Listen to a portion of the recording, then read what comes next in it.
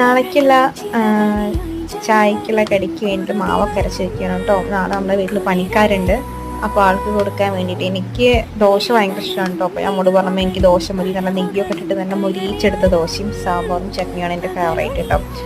അപ്പം അമ്മ എനിക്ക് ദോശ ഉണ്ടാക്കി തന്നു. പണിക്കാർക്ക് അമ്മ ഇഡ്ഡലിയും സാമ്പാറൊക്കെ അമ്മ ഉണ്ടാക്കി കേട്ടോ. അങ്ങനെ പണിക്കാർ കാലത്ത് തന്നെ വന്നിട്ടുണ്ട്. ഒരു മാസം നമ്മൾ വിളിച്ചാലാണ് ഒരു മാസത്തിന് ശേഷം പണിക്ക് വരുള്ളൂ. നാട്ടിലെന്ന് പറഞ്ഞിട്ട് കാര്യമില്ല, പണിക്കാരെ കിട്ടാൻ ഭയങ്കര ബുദ്ധിമുട്ടാണ് കേട്ടോ.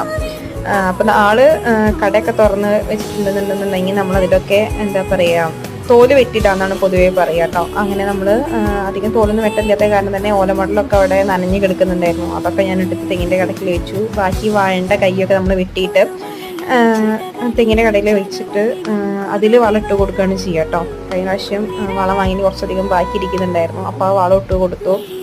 അതൊക്കെയായിരുന്നു ഇപ്രാവശ്യത്തെ പരിപാടി. അപ്പോൾ ശരി, ബൈ ബൈ.